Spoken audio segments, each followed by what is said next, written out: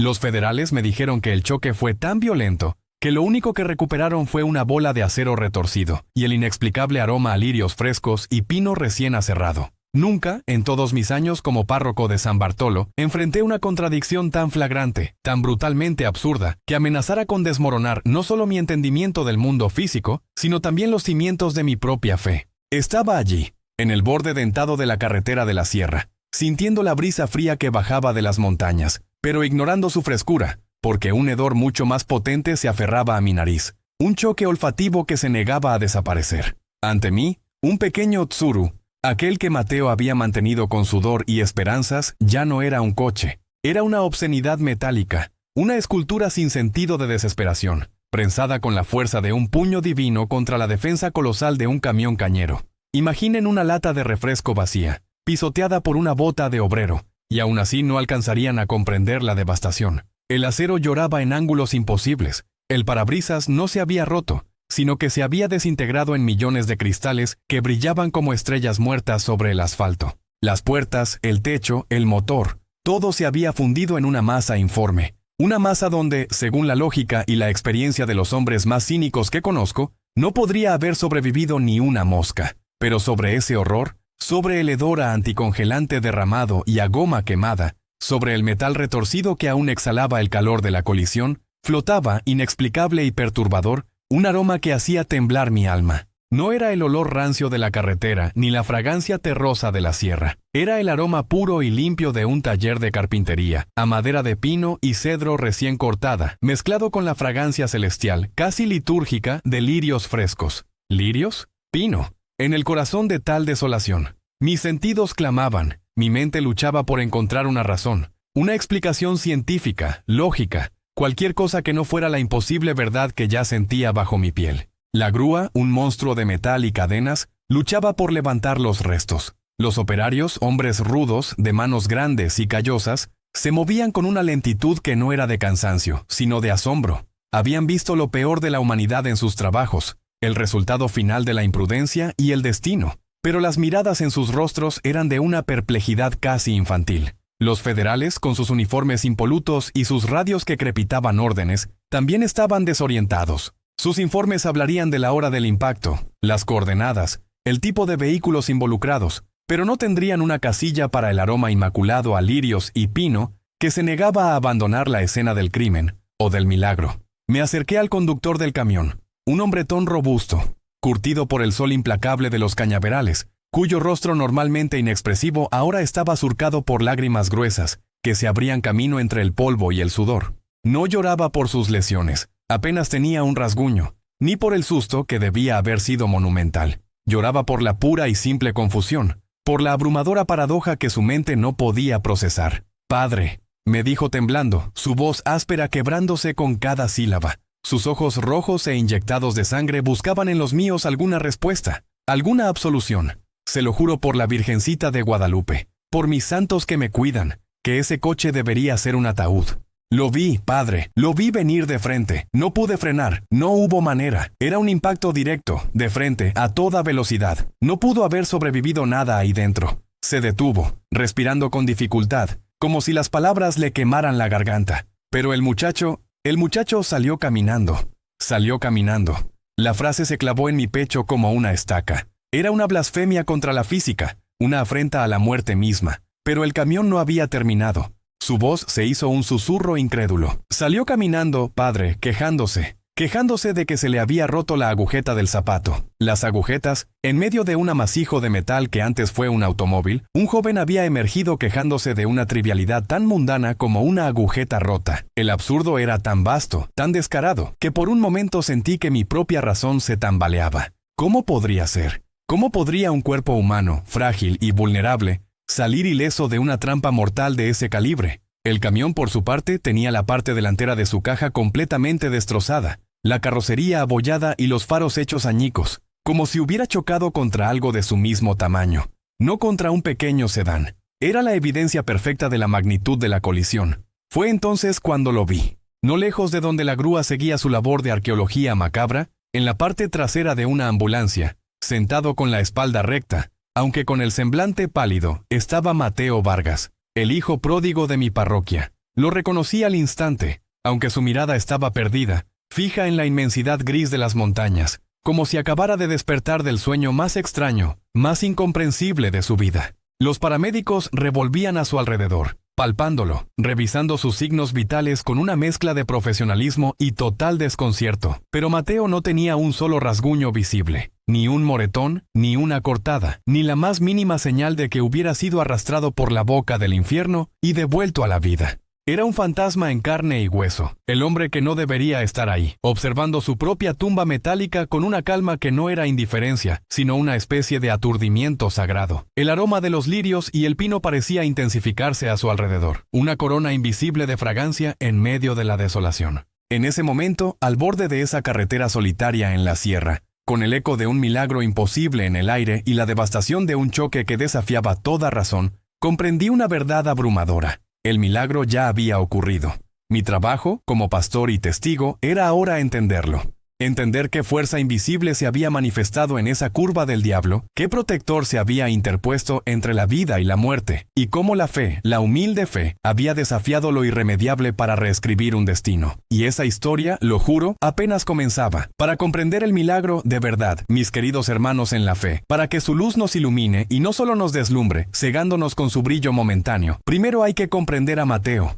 Y para comprender a Mateo, con sus anhelos y sus batallas interiores, hay que comprender el San Bartolo del que quería huir. El San Bartolo que, en cierto modo, era él mismo, antes de ser tocado por la mano divina y de que el soplo del cielo le mostrara una verdad más profunda. Nuestro San Bartolo, mis hijos, no es un lugar que se preste a las grandes ambiciones, al menos no a las que el mundo moderno dicta con su incesante clamor. Es un pueblo de polvo y de paz, sí, pero una paz que a veces, para los espíritus jóvenes e impacientes, puede sentirse como un estancamiento. Anidado en una cañada que parece un regazo de Dios entre las faldas de la sierra, aquí el tiempo tiene su propio pulso, más lento, más profundo, como el latido callado de la tierra misma. Las mañanas huelen a café de olla recién colado y a la tierra mojada después de la llovizna nocturna que empapa los adobes y el follaje. Uno despierta con el canto madrugador de los gallos, el murmullo de las mujeres preparando las tortillas en el comal, y el leve chirrido de las poleas del pozo.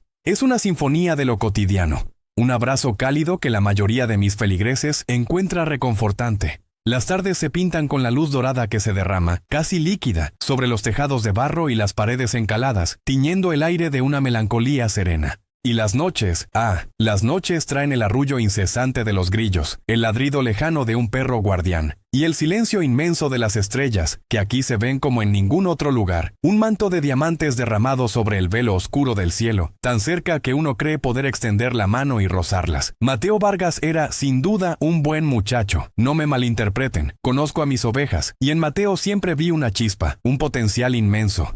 Tenía ojos francos y manos fuertes, curtidas ya por el trabajo desde temprana edad, pero era en esa chispa en su mirada donde se delataban los espíritus inquietos, los que sienten que el mundo es mucho más grande y veloz de lo que sus horizontes les muestran. Pero estaba lleno de esa impaciencia que la juventud confunde tan a menudo con la ambición, un fuego indomable que, mal encausado, puede consumir el alma antes de darle una forma definida, antes de que madure y encuentre su verdadero propósito.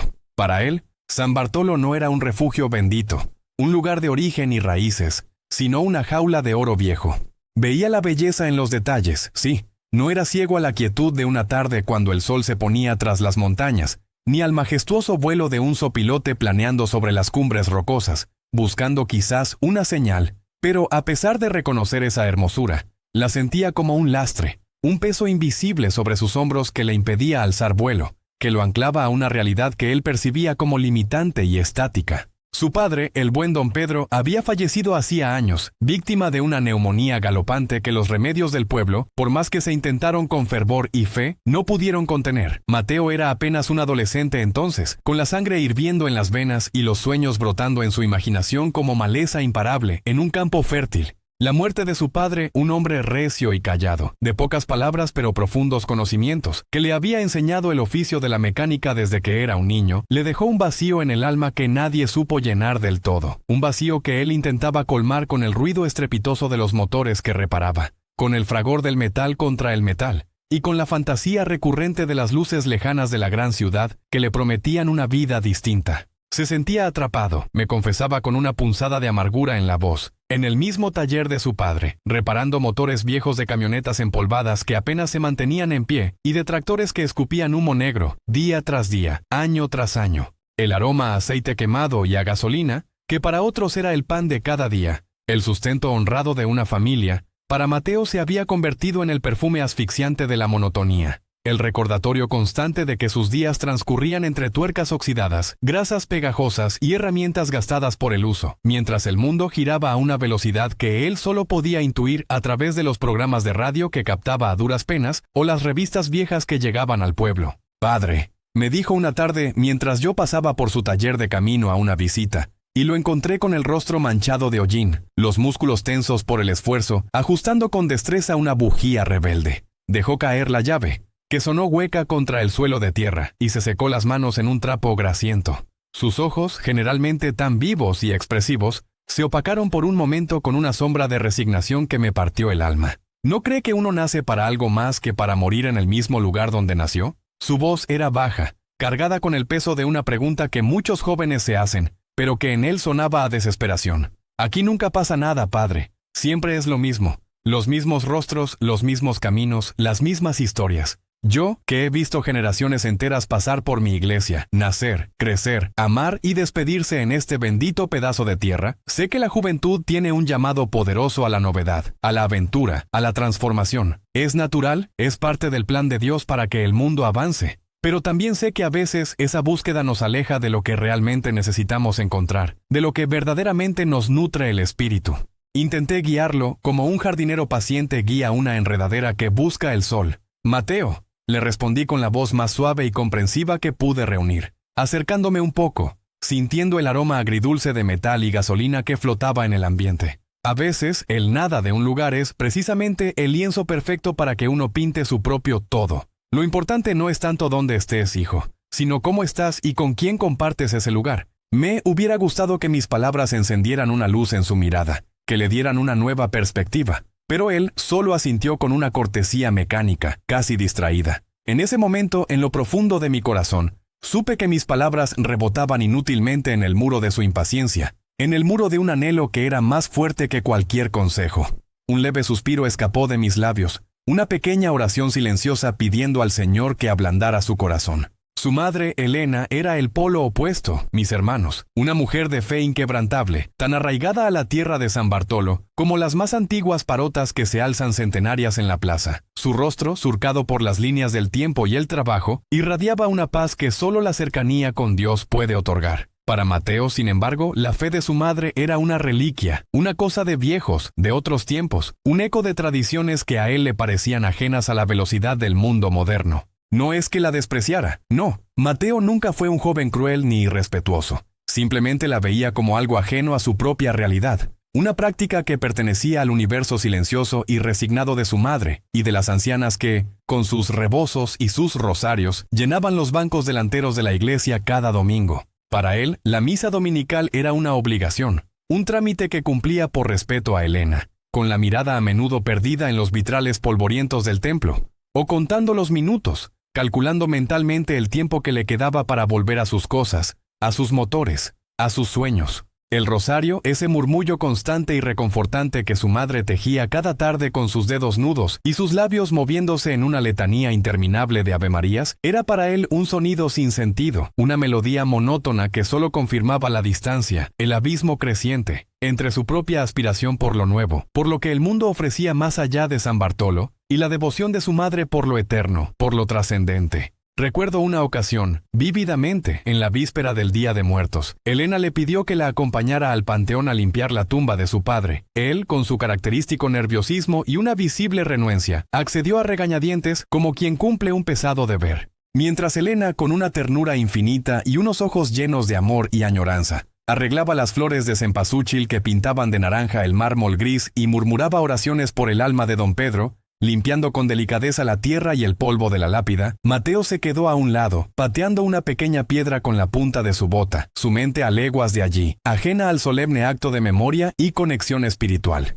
El aire fresco de la tarde llevaba el inconfundible aroma de la cera de las velas, las calaveras de azúcar y el incienso que se quemaba en otras tumbas. ¿No quieres rezar por tu padre, mijo?, le preguntó Elena con dulzura. Su voz apenas un susurro que no quería romper la paz del camposanto. Mateo se encogió de hombros, su postura tensa, como si quisiera desaparecer entre las lápidas. Él está donde tiene que estar, mamá. No creo que necesite que le hablemos de aquí. La frase, pronunciada sin malicia alguna, sin intención de herir, fue sin embargo una daga que atravesó mi propio corazón al escucharla, pues reveló un abismo profundo. Un abismo entre su pragmatismo juvenil, tan anclado en lo tangible, y la conexión espiritual que su madre sentía tan profundamente con el más allá, con el tejido invisible que une a vivos y muertos. Hablaba de marcharse con una insistencia que rayaba en la obsesión, de ganar dinero de verdad, de dejar atrás lo que él, con una dosis de desprecio mal disimulado, llamaba este pueblo polvoriento donde nunca pasa nada. La Ciudad de México era su meca,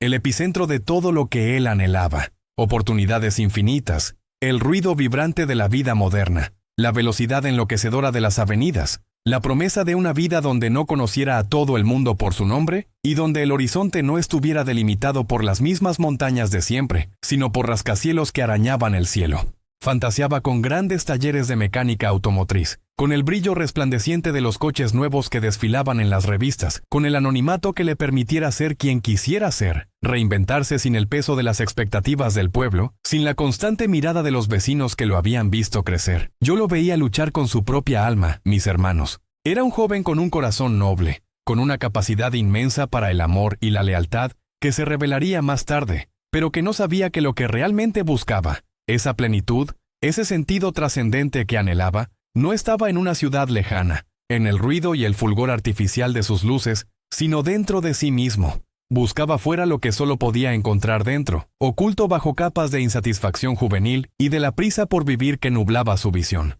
Y no era una búsqueda banal, al contrario, era la búsqueda universal de todo ser humano por su lugar en el mundo, por su propósito existencial, por la verdad que da sentido a la vida. Solo que Mateo, en su impaciencia, en su ceguera juvenil, creía que ese propósito estaba grabado en las luces de neón de una metrópoli, no en el silencio elocuente de su propia tierra, en la labor de sus manos, ni mucho menos en la sencilla fe que su madre le ofrecía como el más preciado de los tesoros, como el ancla que él desesperadamente necesitaba. Y fue precisamente esa búsqueda, esa necesidad de trascender los límites de su realidad, ese anhelo de escapar de lo que percibía como su destino inmutable, lo que lo puso en el camino de aquel milagro. Un camino que, curiosamente, en lugar de llevarlo a la gran ciudad y a los sueños que creía suyos, lo llevó a un encuentro mucho más profundo y transformador, justo en el corazón de esas montañas que tanto quería dejar atrás. La historia de Mateo, antes del choque, era la historia de un alma a la deriva, buscando un ancla en un mar inmenso, sin saber que la fe inquebrantable de su madre ya le había tendido una cuerda, invisible pero inquebrantable, que solo esperaba el momento de ser encontrada. Para comprender el milagro, mis queridos hermanos, no podemos detenernos únicamente en el estruendo del metal retorcido o en el inexplicable aroma que flotaba sobre los restos. No, para que el alma entienda verdaderamente lo ocurrido, debemos mirar más allá, hasta el corazón mismo de la fe que lo hizo posible. Y en el corazón de aquel milagro, en el ancla que Mateo desesperadamente necesitaba, estaba Elena Vargas, su madre. Elena no era una mujer de grandes palabras, ni de gestos teatrales. Su santidad, si así podemos llamarla, residía en la silenciosa y constante labor de su amor. Era de esas mujeres que, a base de fe sencilla y perseverancia, son capaces de sostener los cimientos de nuestra iglesia, no con ladrillos y cemento, sino con la pura fuerza de su espíritu.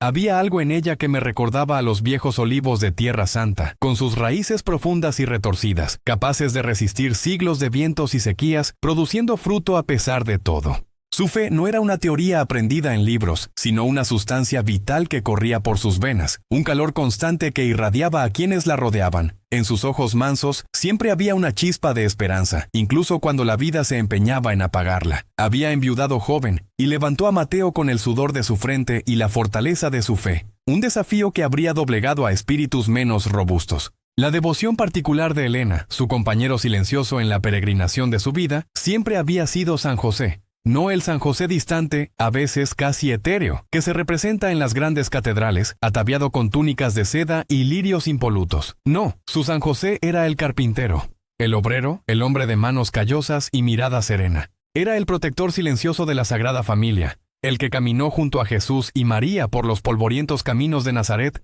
el que proveyó con el esfuerzo de su trabajo, el que defendió con su presencia más que con su voz. Elena lo veía como un modelo de paternidad, de servicio abnegado, de esa presencia discreta pero firme que construye un hogar y protege a los suyos de los peligros del mundo. Su propio esposo, el padre de Mateo, había sido un hombre de manos fuertes, un constructor, un hombre que se ganaba la vida con la dignidad de su esfuerzo. San José, para Elena, era el eco espiritual de aquel amor terrenal que había perdido demasiado pronto. En su pequeña casa, modesta pero siempre inmaculada, había un rincón de la sala dedicado a esta particular devoción. No era un altar ostentoso, sino un espacio de intimidad y recogimiento. Sobre una mesita de madera tosca, cubierto por un mantelito de encaje tejido por ella misma, reposaba una estatuilla de madera de San José. No era una pieza de arte refinado, sino una figura humilde, tallada quizás por algún artesano local décadas atrás, o quizás una reliquia heredada de su propia abuela. Su madera, de un color oscuro y envejecido, estaba lisa en los lugares donde incontables manos la habían tocado, acunado, acariciado a lo largo de los años.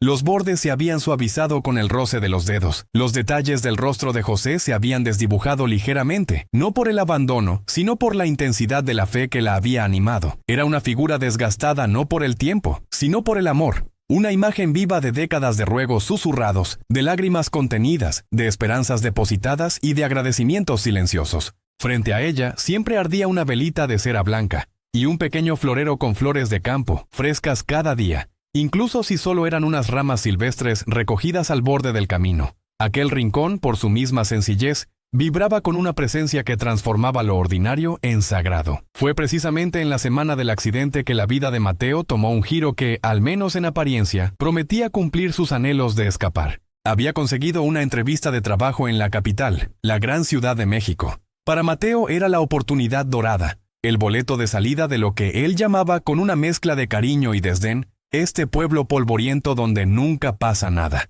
Él lo veía como el primer paso hacia una vida de éxito, de dinero, de reconocimiento, el fin de la reparación de motores viejos y el comienzo de algo grande. Elena, por su parte, aunque se alegraba por la ilusión de su hijo, sentía una punzada en el pecho, un presentimiento que solo las madres, conectadas con sus hijos por hilos invisibles que trascienden la razón, son capaces de sentir. No era un miedo irracional a la ciudad o al trabajo en sí, sino una profunda inquietud por el camino, por el viaje que tenía por delante. Era el instinto primario de la madre loba que huele el peligro, incluso antes de que éste se manifieste en el horizonte. La noche anterior al viaje, mientras Mateo dormía, quizás soñando con las luces de la capital, o con el rugido de los motores nuevos que quería domar, Elena no pudo conciliar el sueño. Una fría inquietud se había anidado en su corazón. Se levantó silenciosamente de su cama, descalza, y se dirigió a su rincón sagrado. La luna, una luna gorda y plateada, proyectaba sombras largas a través de la ventana, y la única luz en la habitación era la débil pero constante llama de la vela, que siempre ardía ante San José. Se arrodilló sobre el suelo de tierra apisonada, sus rodillas sintiendo el frío, pero su espíritu sintiendo una necesidad ardiente. Tomó la estatuilla en sus manos, la sintió familiar, lisa y reconfortante. Sus dedos recorrieron las suaves curvas de la madera, como si buscara en ella la fuerza y la protección que sabía que San José ofrecía. Sus labios comenzaron a moverse, primero con un murmullo apenas audible, luego con la cadencia rítmica de un rosario que no era de cuentas sino de intenciones. Su oración no fue por el éxito en la entrevista de trabajo. No pidió que Mateo consiguiera un puesto envidiable o que se hiciera rico. No, su corazón de madre, en su sabiduría profunda y ancestral, sabía que el verdadero tesoro no era la prosperidad mundana, sino la seguridad, la vida misma de su hijo. Y así, con la voz suave y rota por la emoción, con las palabras que brotaban directamente de su alma, le pidió a San José, como padre y protector de la Sagrada Familia, que cuidara a su hijo en ese peligroso camino de la sierra.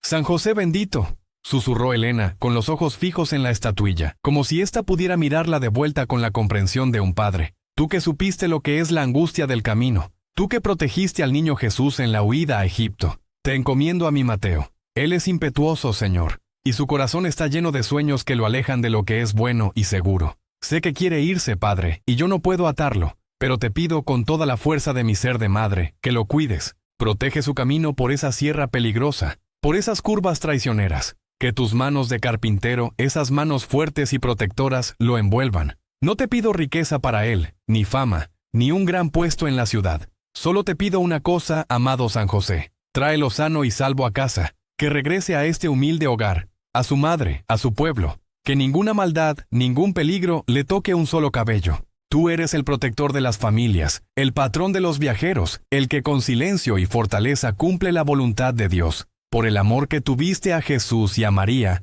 protege a mi hijo. Te lo ruego, te lo imploro, te lo entrego, San José. Y la oración se repitió en su mente. Se hizo carne en su corazón. Se convirtió en un eco que llenó la pequeña sala. Horas pasaron así, en esa vigilia solitaria, en ese diálogo íntimo y desesperado con el santo carpintero.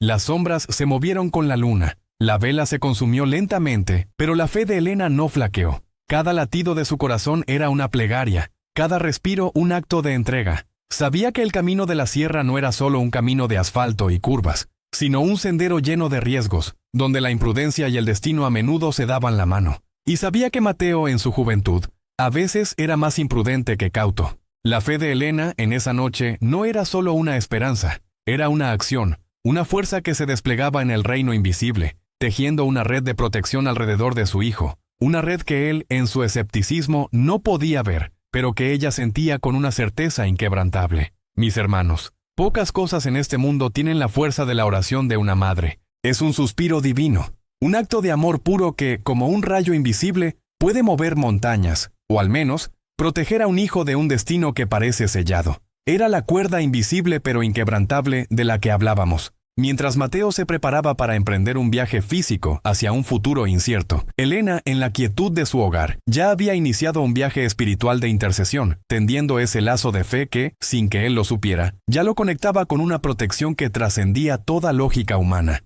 Y en esa conexión, en esa entrega confiada, en ese acto de amor desinteresado, se estaba gestando el verdadero inicio del milagro, una semilla plantada en la tierra fértil de la fe más profunda. Mis hermanos, pocas cosas en este mundo tienen la fuerza de la oración de una madre. Es un suspiro divino, un acto de amor puro que, como un rayo invisible, puede mover montañas, o al menos, proteger a un hijo de un destino que parece sellado. Era la cuerda invisible pero inquebrantable de la que hablábamos. Mientras Mateo se preparaba para emprender un viaje físico hacia un futuro incierto, Elena, en la quietud de su hogar, ya había iniciado un viaje espiritual de intercesión, tendiendo ese lazo de fe que, sin que él lo supiera, ya lo conectaba con una protección que trascendía toda lógica humana. Y en esa conexión, en esa entrega confiada, en ese acto de amor desinteresado, se estaba gestando el verdadero inicio del milagro, una semilla plantada en la tierra fértil de la fe más profunda. El día amaneció con esa luz tenue y grisácea que a veces nos regala la sierra en los albores de un viaje importante.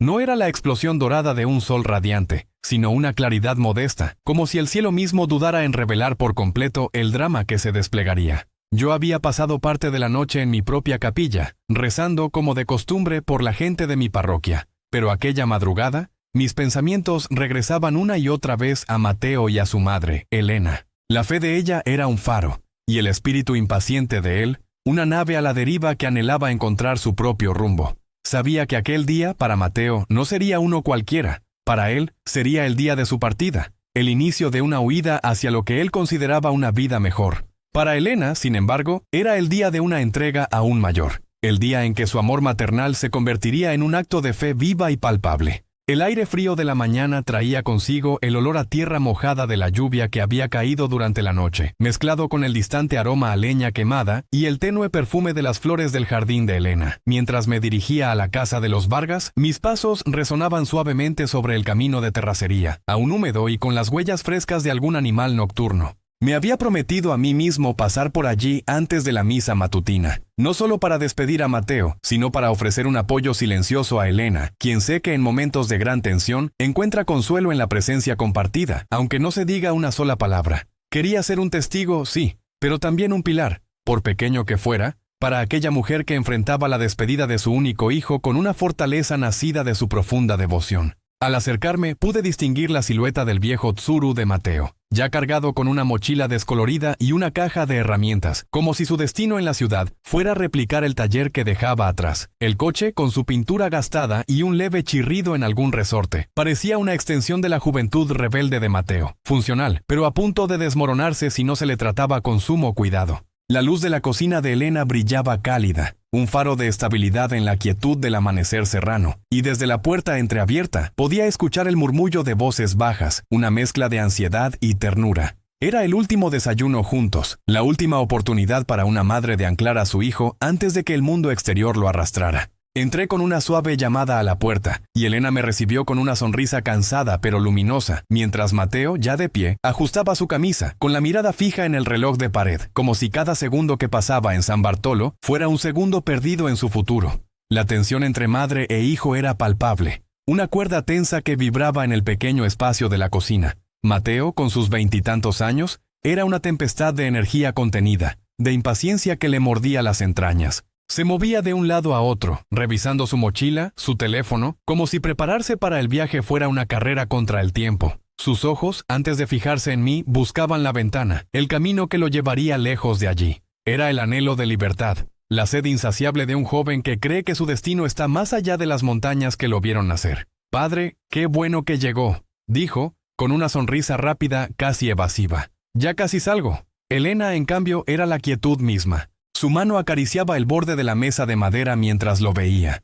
Sus ojos, llenos de esa sabiduría silenciosa que solo el amor materno y el paso de los años confieren. Había preparado el desayuno favorito de Mateo: huevos rancheros, frijoles refritos y tortillas recién hechas. El olor reconfortante del hogar llenando cada rendija. Pero Mateo apenas probaba bocado, su apetito eclipsado por la urgencia de su partida. Para él, ese desayuno no era más que un trámite, un obstáculo antes de la verdadera aventura. Para ella era una última ofrenda, un intento de prolongar un poco más la dulzura de su presencia, de infundirle fuerza y, sobre todo, amor. En un momento, mientras Mateo revisaba por enésima vez sus llaves, Elena se acercó a él, su mano extendida. En la palma de su mano, humilde y desgastada por el tiempo, reposaba una pequeña medalla de San José. No era una pieza de oro reluciente, sino una simple medallita de metal. El rostro del carpintero grabado con la modestia que lo caracterizó en vida, un poco deslucida por los años de tacto y devoción. «Para que te cuide en el camino, mijo», dijo Elena, su voz suave como un murmullo de viento, tejiendo en esas pocas palabras toda la ansiedad y el amor que sentía. «Para que San José, que fue padre y protector, te acompañe en este viaje largo y peligroso por la sierra». Mateo la miró y por un instante vi en sus ojos una fracción de duda, una sombra de afecto que luchaba contra su determinación. Pero el gesto duró apenas un pestañeo. Su rostro se endureció de nuevo, volviendo a su expresión de impaciencia. Con un leve movimiento de cabeza, casi imperceptible, pero cargado de un peso que resonó en el pequeño espacio, rechazó la ofrenda. «Mamá, necesito suerte, no supersticiones», dijo.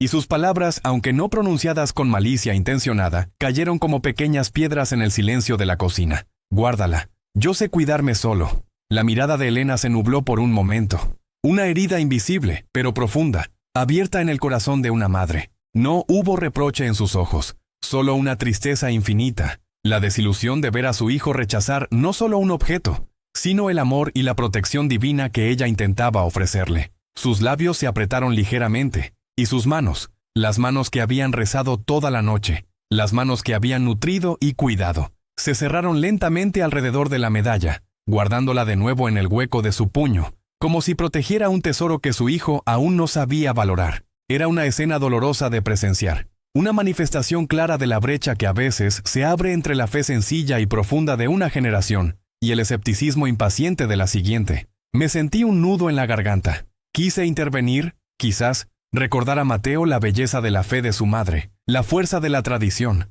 pero me contuve. Hay batallas que no se ganan con palabras, sino con el silencio elocuente del amor que espera, del amor que perdona. La fe, mis hermanos, no puede ser impuesta, debe ser descubierta, y a veces, el camino hacia ese descubrimiento pasa por la oscuridad de la incredulidad y la dureza de las pruebas. Las palabras de Mateo, «Necesito suerte, no supersticiones», resonaron en mi mente. ¡Ah, la juventud! ¿Cómo confunde la fe con un amuleto, un objeto inerte, en lugar de verla como el lazo vivo y palpitante que nos une al Creador, una fuente inagotable de gracia y protección? No entendía que lo que su madre le ofrecía no era un talismán, sino una intercesión, una conexión con un Padre Celestial a través del Padre terrenal de Jesús. Mateo, ajeno o quizás deliberadamente ciego al dolor que había causado, se despidió con prisa. «Bueno, mamá, ya me voy. Se me hace tarde para la entrevista». Un abrazo fugaz, casi un roce, y un beso apresurado en la mejilla de Elena, que ella recibió con los ojos cerrados, tratando de absorber en ese instante toda la esencia de su hijo. A mí me dio una palmada en el hombro. Padre, le encargo a mi madre. Nos vemos pronto. Su voz sonaba lejana, ya en el camino, ya desprendida de la tierra de San Bartolo. Lo vi salir, con el paso ligero y decidido, subirse a su viejo Tsuru. El motor, con un arranque tosco y ruidoso, cobró vida, tosiendo y vibrando como un anciano con asma. Un pequeño ráfaga de polvo se levantó de la terracería, mientras Mateo metía primera, y sin mirar atrás, sin una última señal, el coche comenzó a rodar, alejándose. Lo vi tomar la primera curva del camino que salía del pueblo, su silueta diluyéndose lentamente entre los árboles, un punto diminuto que se desvanecía en la inmensidad de la sierra. Era un joven que se iba, no solo buscando un trabajo, sino buscando una identidad, un escape de lo que él percibía como las limitaciones de su hogar y su fe. Yo, desde el umbral, lo miraba partir, con una mezcla de preocupación y una profunda oración silenciosa en mi propio corazón. Pero mis ojos no permanecieron fijos en el camino por donde Mateo se desvanecía. Mi atención, con una fuerza casi magnética, se volvió hacia Elena. Ella no se había movido. Estaba allí, en el umbral de su puerta, una figura solitaria en la naciente luz del día. Sus manos, que momentos antes habían ofrecido la medalla con amor y recibido el rechazo con dolor, ahora se elevaron lentamente. Sus ojos, fijos en el punto donde su hijo había desaparecido, estaban llenos de lágrimas contenidas, lágrimas que no derramó por tristeza, sino por una mezcla de resignación y una fe inquebrantable. Y entonces, con un gesto que era a la vez milenario y eternamente nuevo, Elena dibujó en el aire la señal de la cruz. No fue un movimiento rápido o mecánico. Fue lento, deliberado, cada brazo de la cruz trazado con una devoción profunda, como si estuviera grabando una oración invisible pero poderosa sobre el camino que su hijo acababa de tomar. Sus labios se movían, susurrando, y aunque el sonido no llegó hasta donde yo estaba, pude leer la súplica en su rostro, en la tensión de sus hombros, en la entrega total de su ser. Era la última oración al santo carpintero, la que el resumen del libro describe, y en ese momento, mis hermanos, fui testigo no solo de una madre despidiendo a su hijo, sino de un acto de intercesión que trascendía los límites del tiempo y del espacio. Le encomendaba el viaje de su hijo incrédulo, sí, pero no con resentimiento, sino con una piedad que solo el amor puro puede engendrar. No le pedía que forzara la fe en el corazón de Mateo, sino que lo protegiera, que lo cuidara, que lo envolviera con esa ternura paternal que San José, el guardián silencioso de la Sagrada Familia, también encarna. Era la culminación de la vigilia de la noche anterior, el broche de oro a una fe inquebrantable. En ese momento, Elena Vargas no era solo una madre, era una sacerdotisa de la fe, ofreciendo el sacrificio de su preocupación y su amor en el altar de la divina providencia. Su oración no era una vana esperanza, era una certeza, una invocación que, yo lo sabía, no caería en oídos sordos. San José, el carpintero humilde y protector, era el destinatario, y su amor por Mateo, la moneda de la súplica. Mientras el polvo del camino se asentaba y el eco del motor de Mateo se perdía en la lejanía, la imagen de Elena, inmóvil en el umbral, con la señal de la cruz aún vibrando en el aire invisible de la mañana, se grabó en mi memoria. Fue una lección de fe, de la clase de fe que no exige ver para creer, sino que cree para ver. Una fe que no se rinde ante el rechazo o la incredulidad, sino que persiste, paciente y poderosa, como la raíz de un árbol que se aferra a la tierra más allá de cualquier tormenta. Yo sabía, en lo más profundo de mi ser de sacerdote,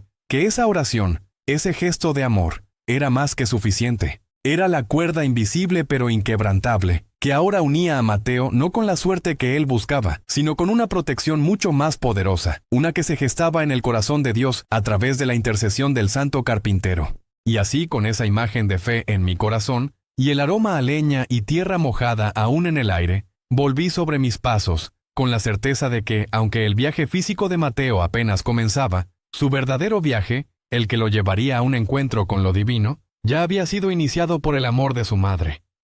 El tramo de la sierra donde todo ocurrió, donde el tiempo mismo pareció detener su aliento para atestiguar lo impensable, es conocido por los lugareños con un nombre que infunde un escalofrío particular, un eco de temor reverencial y advertencia: la curva del diablo. No es una denominación caprichosa ni una exageración poética de los arrieros o los ancianos del pueblo. Es un nombre forjado en el crisol de innumerables tragedias, un recordatorio sombrío de la fragilidad humana ante la implacable majestad de la naturaleza y a veces ante la fría indiferencia del destino. Es un giro ciego, cerrado como un puño apretado en la roca milenaria, que se desata sobre una pendiente tan pronunciada que parece desafiar las leyes más fundamentales de la gravedad, con un abismo que se abre al lado, invitando a la mirada a perderse en el vacío verde. Y casi invariablemente, esa curva está húmeda, bañada por la persistente neblina que danza como un espíritu etéreo entre los pinos más altos, o por la lluvia que, sin previo aviso, irrumpe en la serranía con una fuerza que despoja al mundo de sus colores. Yo mismo, en mis muchos años de recorrer estos caminos polvorientos y sinuosos, para llevar los sacramentos a rancherías apartadas, para bendecir a los enfermos o consolar a los afligidos, he sentido la opresión que emana de ese lugar.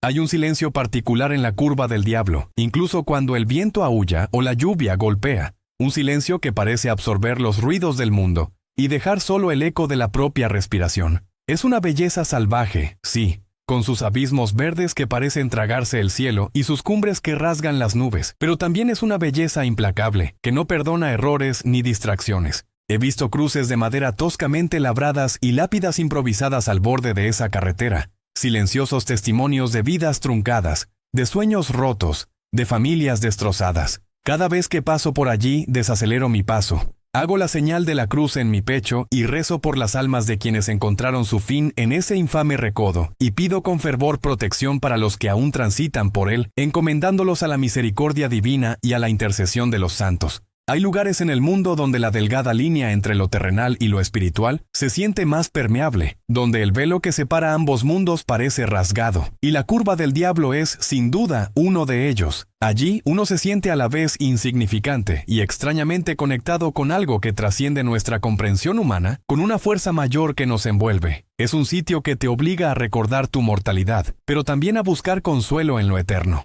Esa mañana, mientras Mateo Vargas ascendía por la serpenteante carretera, su corazón no albergaba la menor pizca de esa reverencia o cautela que el lugar exigía. Su mente, tan joven y tan llena de urgencia, estaba a miles de kilómetros de distancia, ya instalada en el bullicioso futuro que imaginaba para sí mismo en la Ciudad de México. No pensaba en los espíritus de la sierra ni en las almas en pena, sino en el brillo de los rascacielos, en el aroma a asfalto caliente y café recién hecho, en el murmullo incesante de la multitud, en la promesa de un anonimato liberador. El viejo Tsuru, con su motor gastado y sus amortiguadores vencidos, luchaba por vencer la pendiente, emitiendo un quejido mecánico con cada esfuerzo. Cada subida era un esfuerzo titánico, un lamento metálico que resonaba en la cabina, mezclándose con el traqueteo de las piezas sueltas y el suave silbido del viento que se colaba por los cristales. Mateo sentía las vibraciones del volante en sus manos, las quejas de la carrocería bajo sus pies, el olor a gasolina y a tapicería vieja. Pero para él, todo aquello eran solo inconvenientes menores, peajes que debía pagar por su libertad inminente, por el acceso a la vida que creía merecer. La ambición era un motor mucho más potente que los cilindros de su coche, impulsándolo hacia adelante, hacia el horizonte de oportunidades que creía merecer, hacia un mundo donde, suponía, su talento sería reconocido y recompensado. Observaba el paisaje, sí, pero con una mirada distraída, casi impaciente. Las montañas majestuosas, envueltas en velos de neblina que flotaban y se desvanecían, los pinos centenarios aferrándose a las laderas escarpadas con una tenacidad admirable, los barrancos que se abrían como bocas gigantes bajo el camino, revelando profundidades insondables. Todo ello era solo el telón de fondo de su huida. No veía la gloria de la creación de Dios, ni la sabiduría ancestral que guardan las rocas milenarias. Veía los kilómetros que aún le separaban de su destino, los obstáculos que el pueblo polvoriento le ponía en su camino hacia un mundo más grande, más excitante, más moderno, más alineado con sus propias aspiraciones. No había espacio en su cabeza para la fe sencilla de su madre, Elena, para sus rezos y sus ruegos, ni para las viejas historias de santos y milagros que le parecían reliquias de un tiempo pasado, cuentos para consolar a los que no se atrevían a soñar en grande. Su fe, si es que alguna vez la tuvo de manera consciente y profunda, se había desdibujado, eclipsada por el brillo seductor de la promesa de una vida mejor, una vida hecha a su medida, sin ataduras ni viejas supersticiones que le parecían lastres. Estaba tan absorto en su futuro que el presente, con sus peligros y sus advertencias silenciosas, pasaba desapercibido. Entonces la lluvia hizo su aparición. Primero fueron unas cuantas gotas dispersas, apenas perceptibles, que salpicaron el parabrisas y dejaron efímeras estelas en el polvo acumulado. Cada gota era un diminuto estallido, un suave tamborileo que comenzaba a alterar la quietud relativa del viaje. Mateo frunció el ceño, su mandíbula se apretó ligeramente. Otro contratiempo. Pensó en su camisa limpia, recién planchada, en el currículum cuidadosamente doblado en el asiento del copiloto, en la hora de la cita crucial en la capital. La impaciencia le quemaba por dentro. Apretó ligeramente el acelerador, como si con la pura fuerza de su voluntad pudiera adelantar la lluvia y llegar a su destino antes de que el cielo se desplomara sobre la sierra. Pero la sierra es implacable, y la lluvia no atiende a los caprichos humanos ni a las urgencias de los jóvenes ambiciosos. En cuestión de minutos, las gotas se convirtieron en un diluvio, un manto denso y gris que azotaba el coche con furia, haciendo que los limpiaparabrisas trabajaran frenéticamente con un chirrido constante para mantener una mínima visibilidad. El asfalto, ya de por sí traicionero en esa zona por su constante humedad y sus pendientes, se transformó en una superficie resbaladiza y brillante, reflejando las luces de forma distorsionada, como un espejo empañado que distorsiona la realidad. La neblina, que había estado merodeando en las alturas, descendió ahora con la lluvia, envolviendo el camino en un velo lechoso que engullía el horizonte, haciendo que el mundo se redujera a un espacio claustrofóbico e incierto. La visibilidad se redujo drásticamente, a apenas unos metros delante del capó. Mateo, a pesar de su prisa y su habitual desprecio por la cautela, sintió un ligero nudo en el estómago, una punzada de inquietud. No era miedo, aún no. Era más bien una molestia creciente, una frustración ante la forma en que el mundo parecía conspirar para retrasarlo, para ponerle obstáculos en su camino hacia lo que él consideraba su destino. «Maldita sea», masculló, apretando el volante con más fuerza, sus nudillos blancos por la tensión. Pero incluso en ese momento, su mente ya estaba haciendo cálculos, ajustando mentalmente la hora de llegada, pensando en cómo excusarse por un posible retraso, cómo minimizar el impacto de este imprevisto. Era joven y la inexperiencia a menudo se confunde con invulnerabilidad, con la certeza de que las malas cosas solo les pasan a los demás. El viejo Tsuru subía lentamente la última parte de la pendiente antes de la curva del diablo, con el motor gimiendo bajo el esfuerzo, una sinfonía de piezas viejas y cansadas. La lluvia torrencial se mezclaba con el aliento frío y húmedo de la neblina, creando una atmósfera densa y claustrofóbica dentro y fuera del coche. Los árboles a los lados del camino parecían fantasmas, sus siluetas apenas discernibles,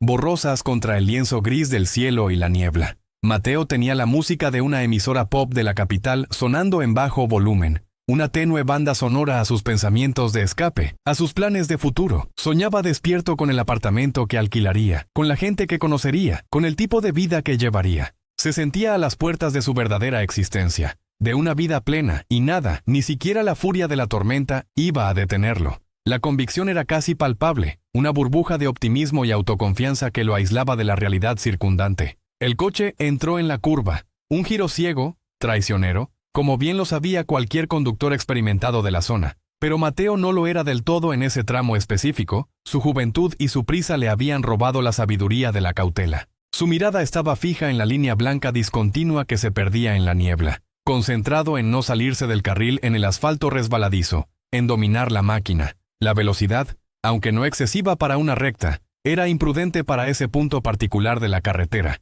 Un acto de fe ciega en sus propias habilidades. No hubo advertencia, no hubo una señal premonitoria que le hiciera levantar la vista o disminuir la marcha. La vida a veces nos presenta sus desafíos más grandes con una brusquedad demoledora, sin tiempo para la preparación, sin un último suspiro de oración, sin una palabra de despedida. Es como si el destino o la providencia actuara con una celeridad que desafía nuestra percepción del tiempo. Fue entonces cuando la mole apareció. De la nada, como si surgiera de la misma neblina que envolvía la curva, surgió el camión cañero. No era un camión cualquiera, era uno de esos monstruos de la carretera, cargado hasta el límite con su dulce y pesada carga, diseñado para la fuerza bruta, para triturar distancias, no para la agilidad en la sierra. Y peor aún, sus frenos, como se sabría después, ya estaban fallando, desgastados por kilómetros de pendientes y cargas excesivas, una máquina a punto de convertirse en un arma incontrolable. El sonido de su motor, un rugido grave y sordo,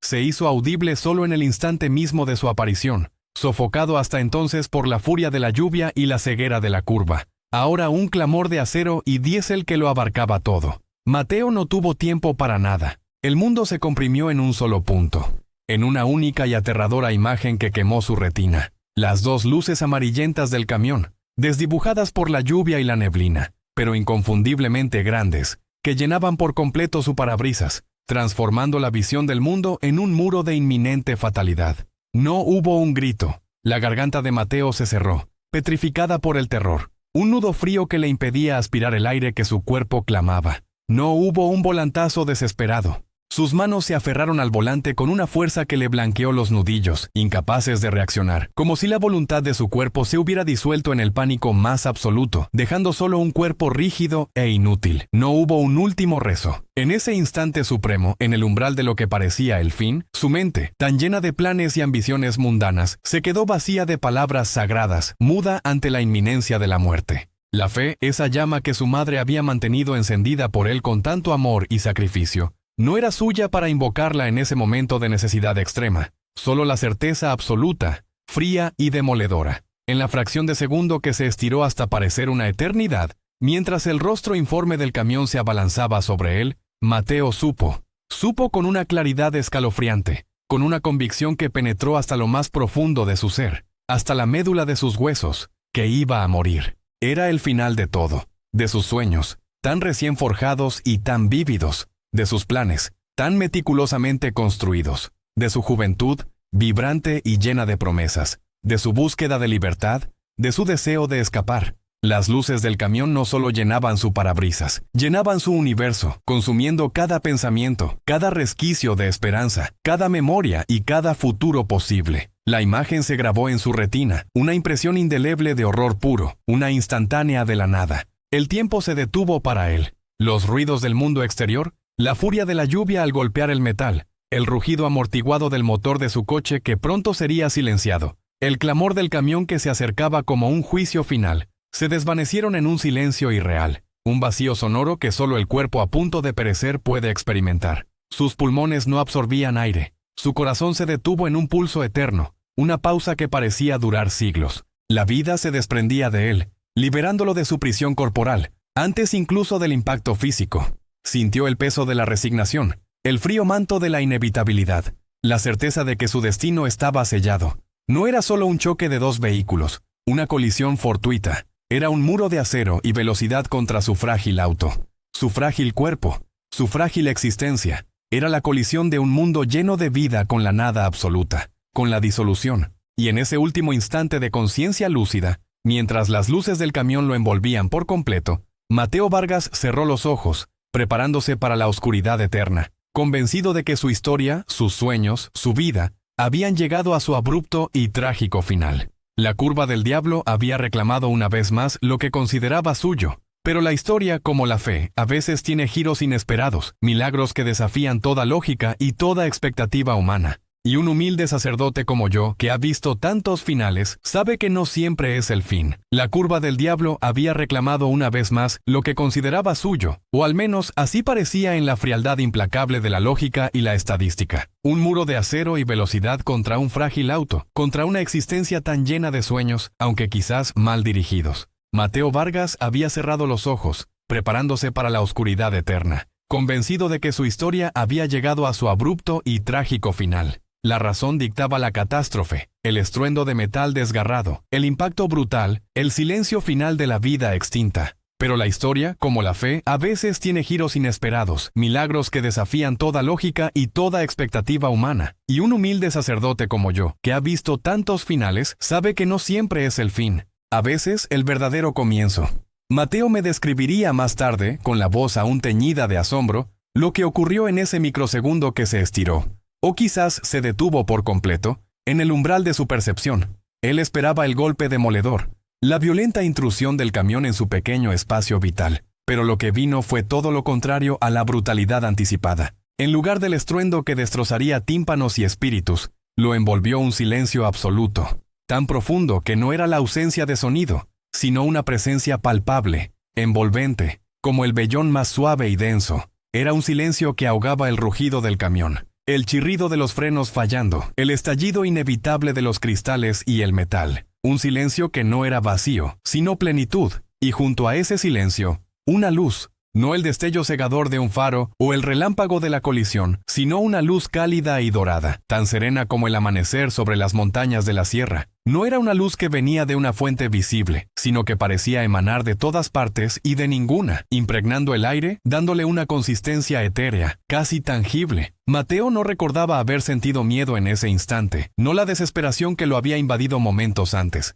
Solo una extraña e incomprensible paz, una quietud que desafiaba por completo el cataclismo que sabía, por puro sentido común, debía estar ocurriendo a su alrededor. Fue entonces, en ese santuario de luz y silencio, cuando sintió las manos, no un roce fugaz, no una sacudida, sino un agarre firme, protector, inequívoco. Dos manos grandes, fuertes, con la calidez y la textura áspera que solo el trabajo duro y honesto puede forjar. Manos de trabajador, de obrero, de quien ha labrado la madera, ha pulido la piedra, ha sostenido las herramientas del sustento. Una de ellas se posó con una autoridad inquebrantable pero tierna sobre su pecho, cubriéndolo, aferrándolo. La otra, con la misma fuerza gentil, se apoyó en su cabeza, protegiéndolo, sosteniéndolo en su lugar. No eran manos que lo empujaran o lo alejaran, sino que lo anclaban, lo fijaban, lo hacían el centro de un refugio inexpugnable. Era como si el universo entero se hubiera encogido a ese minúsculo espacio dentro del Tsuru, y en su centro, Mateo, protegido por esas manos, se hubiera vuelto intocable. El caos infernal seguía su curso inexorable fuera de esa burbuja de gracia. El camión seguía arrollando, el metal seguía doblándose, el mundo exterior seguía obedeciendo las leyes de la física y la fatalidad. Pero dentro de su propio espacio vital, el joven que había huido de la fe, que había renegado de las supersticiones de su madre, se encontraba en el ojo de una tormenta de devastación que no lo tocaba, envuelto en una paz que no tenía cabida en un accidente de esa magnitud. No había dolor, no había la compresión del metal, no había la explosión de los cristales que deberían haberlo cercenado, solo la inquebrantable promesa de seguridad que emanaba de esas manos. Mateo me lo describía con la voz entrecortada, casi en un susurro, como si tuviera miedo de que al elevar el tono el milagro pudiera desvanecerse. «Padre», me dijo, era como si estuviera dentro de una fortaleza, y todo lo demás era solo un ruido lejano, un eco sordo. Yo sabía que mi coche estaba siendo aplastado, pero yo estaba bien, no me moví, no sentí nada más que esas manos. Y yo, al escucharlo, pensaba en la oración de Elena, en su fe inquebrantable en San José, el carpintero, el obrero, el protector silencioso. Esas manos. ¿Podría haber una descripción más precisa de las manos de un carpintero, del padre adoptivo de Jesús? La conexión era ineludible para mí. Un sacerdote que ha meditado incontables veces sobre el papel humilde pero trascendente de San José en la historia de la salvación. Y entonces llegó el olor. No a gasolina derramada, no a aceite quemado, no al acre y metálico hedor del impacto y la destrucción. No, lo que llenó ese pequeño santuario de luz y silencio fue el aroma puro y limpio de un taller de carpintería. Un olor inconfundible a madera de pino recién cortada, a la dulzura resinosa del cedro que acaba de ser cepillado. Era el perfume del trabajo, de la creación, de la laboriosidad honesta y paciente. El aroma de un espacio donde se da forma a la materia, donde las manos obreras transforman lo tosco en útil, lo bruto en bello, y entrelazado con ese aroma terrenal y robusto, una fragancia etérea, casi celestial, el suave y envolvente perfume de los lirios frescos como si hubieran sido recién cortados de un jardín celestial, mezclándose con el pino y el cedro, creando una sinfonía olfativa que no podía pertenecer a ese lugar, a ese instante de fatalidad. Mateo no vio un rostro. En ningún momento, me juró, distinguió facciones, ni túnicas, ni aureolas. Solo la luz dorada, el silencio absoluto, las manos firmes y los aromas inconfundibles. Pero supo, con una certeza que le inundó el alma, que no estaba solo. No era una alucinación. No era el producto del shock o del miedo extremo. Era una convicción arraigada, profunda, que trascendía la razón. Supo, en lo más íntimo de su ser, que alguien lo estaba protegiendo, que alguien estaba allí con él. Un guardián silencioso y poderoso. No había explicación lógica para lo que estaba experimentando. Su mente racional, tan acostumbrada a desechar lo espiritual, se encontró ante una realidad que no podía negar, que no podía racionalizar. El milagro no era solo su supervivencia, era la irrupción de lo divino en su incredulidad. Para mí, al escuchar su relato, se confirmó lo que ya sospechaba. El pino y el cedro, la madera de trabajo, la esencia misma del oficio de José. Y los lirios, símbolos de pureza, de virtud, de la flor que a menudo adorna las imágenes del esposo de María, el padre adoptivo de Jesús. Era la firma inconfundible, el abrazo del carpintero. San José, el patrón de la buena muerte, el protector universal de la iglesia, el modelo de trabajador silencioso y fiel, había escuchado la súplica de una madre, una súplica nacida de un amor profundo y una fe inquebrantable.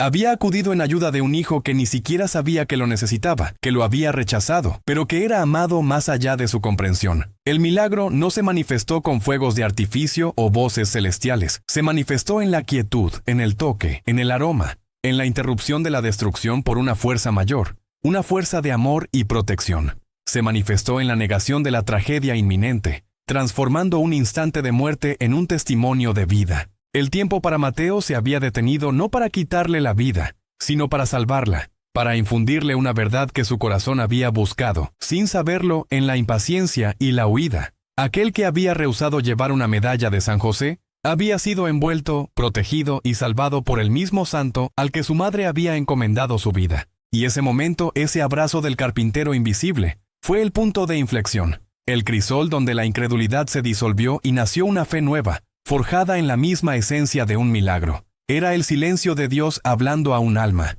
y yo, humilde testigo de la fe de mi pueblo, solo podía inclinar la cabeza en reverencia ante tan inmensurable misterio. Mi llegada a la escena del accidente, bajo un cielo que aún lloraba finas gotas de lluvia sobre la cicatriz abierta en la sierra, cerró un círculo que se había iniciado con aquella llamada angustiosa. La noticia de Mateo, el muchacho que había rehusado llevar la medalla de San José, envuelto y salvado por el mismo santo, había sido un susurro en la fe de mi corazón.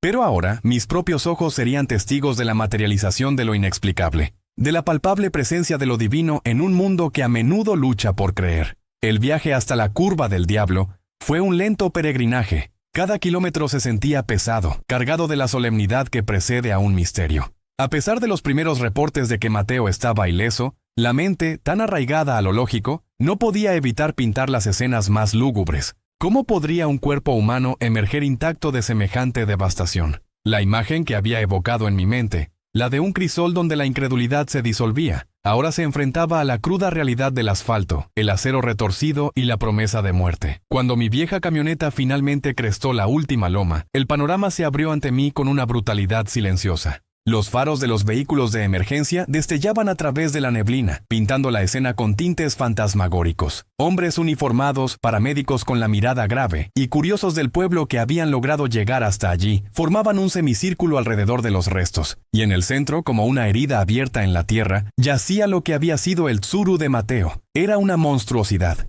Los federales, hombres de pocas palabras y mucha experiencia en la tragedia, negaban con la cabeza, sus rostros curtidos reflejando una mezcla de incredulidad y asombro. Hablaban en voz baja, casi en susurros, de la imposibilidad de lo que habían presenciado. «Padre», me dijo uno de ellos, su voz rasposa, «he visto accidentes peores, pero siempre hay algo. Aquí no hay explicación, ni una gota de sangre en el asiento, y el muchacho salió por su propio pie». Sus palabras se perdían en el aire frío, incapaces de encapsular la magnitud del enigma. Me acerqué a los restos del coche. La cabina, de la que en algún momento fui testigo de la partida de un joven impaciente, estaba ahora aplastada hasta el tamaño de una silla mal formada. Era una masa informe de metal prensado, cristales esparcidos como lágrimas de diamante sobre el asfalto mojado. No había espacio físico, ni una pulgada cúbica que pudiera haber albergado un cuerpo humano sin destrozarlo. Mi mente, educada en la lógica y la anatomía, se rebelaba. Era sencillamente imposible, pero allí estaba la evidencia, tan elocuente como el silencio de los que la observaban. Y luego lo percibí. A pesar del inconfundible y penetrante olor a gasolina derramada, a aceite quemado y a metal calcinado que permeaba el aire, había algo más, una fragancia que no pertenecía, una presencia olfativa que desafiaba la cruda realidad del desastre.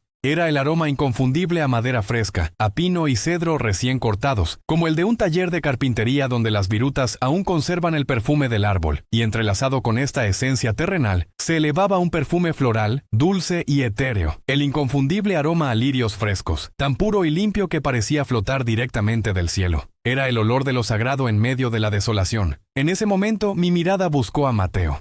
Lo encontré sentado en la parte trasera de una ambulancia, envuelto en una manta térmica. Aunque el aire no era tan gélido como para justificarla, no había un solo rasguño visible en su rostro, ni en sus manos. Sus ojos, sin embargo, no eran los mismos. No había pánico, ni dolor físico, ni siquiera la confusión del trauma. Había algo más profundo, una quietud asombrosa, una solemnidad que transformaba su juventud.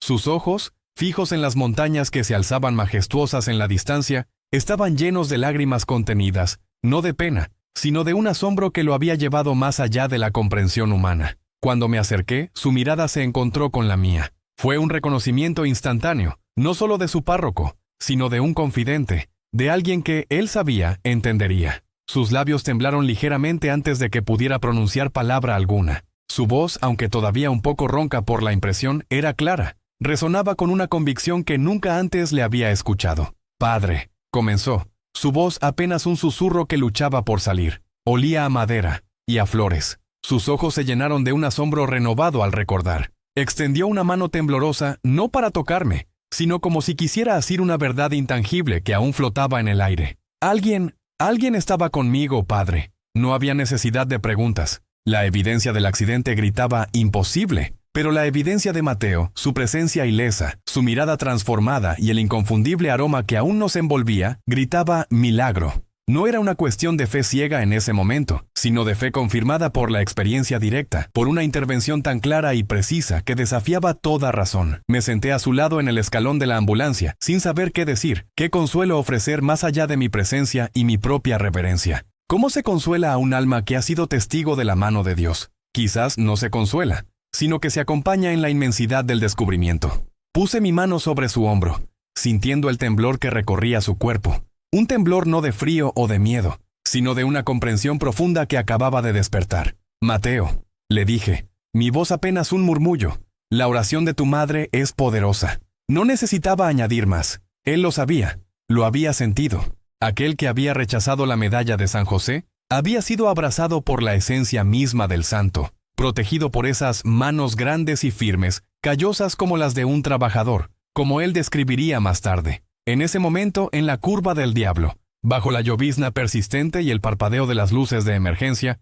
fui testigo de algo más que un accidente evitado. Fui testigo del nacimiento de una fe, no desde la tradición o la costumbre, sino desde la profundidad de una experiencia personal y transformadora. La incredulidad de Mateo había sido desmantelada pieza por pieza, no por argumentos teológicos, sino por un acto de amor divino que se manifestó en el aroma de la madera y los lirios, en la imposibilidad física y en la protección innegable. Mi corazón, que ya había sido testigo de muchas pruebas de fe en mi vida sacerdotal, se sintió renovado, reafirmado en la certeza de que Dios no nos abandona, que escucha el clamor de una madre y envía a sus protectores, visibles o invisibles, para salvaguardar a sus hijos. El milagro no era solo que Mateo hubiera sobrevivido. El milagro era que Dios había hablado de una manera tan inconfundible, dejando su firma divina en el aire, en el acero retorcido, y sobre todo en el alma de un joven que ahora sabía, con una certeza inquebrantable, que nunca estuvo solo en la curva del diablo. Mateo Vargas nunca llegó a la Ciudad de México. Ese viaje, que antes representaba la promesa de una vida nueva y emocionante, quedó olvidado como un sueño efímero, eclipsado por una realidad mucho más poderosa y transformadora. La entrevista de trabajo, la gran oportunidad que anhelaba, se desvaneció de su mente como la niebla matutina. Se quedó aquí, en San Bartolo, el pueblo que había querido abandonar y donde ahora sentía que su verdadera vocación lo esperaba.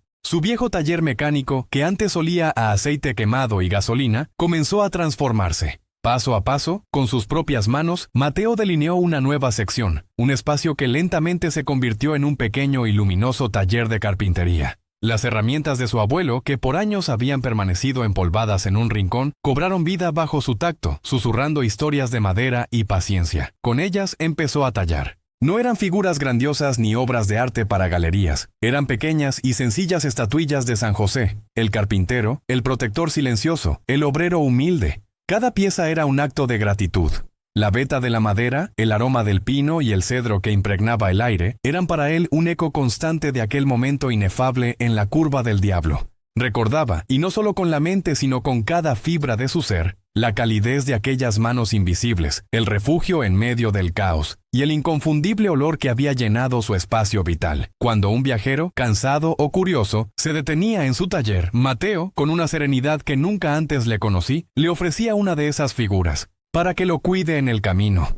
Solía decir, con una sonrisa que nacía de lo más profundo de su fe, sin pedir nada a cambio. Solo la silenciosa comprensión de un milagro compartido. Su fe, la que antes era una reliquia para viejos, una costumbre de su madre, se había forjado ahora en el crisol de fuego y gracia de aquel accidente. Ya no era la fe de Elena, era la suya, nacida de la certeza de una intervención divina innegable. La incredulidad se había disuelto, no por sermones o argumentos, sino por el abrazo de un santo que se hizo palpable en el momento más oscuro. A menudo, después de la misa dominical, Mateo y yo nos sentamos en una de las bancas de la plaza, a la sombra de los viejos fresnos, y hablamos. Ya no es el joven impaciente, lleno de esa fiebre por huir, por buscar algo más allá de las montañas. Ahora hay una quietud en Él, una sabiduría que a veces me hace sentir que es Él quien me enseña a mí. Hablamos de la vida del pueblo, de las cosechas, de las familias y a veces, inevitablemente, de la fe.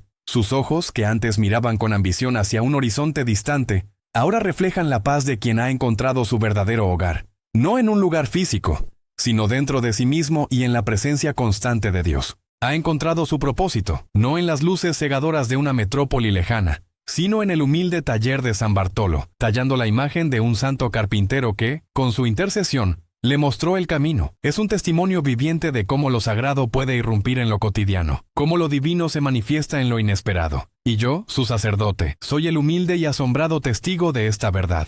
He visto a Mateo, el muchacho que quería correr, transformarse en el hombre que encontró su centro. Su historia me recuerda una y otra vez que Dios no siempre quita las pruebas del camino, no siempre allana las pendientes ni disipa las nieblas de nuestra vida. Las curvas del diablo existen, sí, y a veces nos enfrentan a la aniquilación.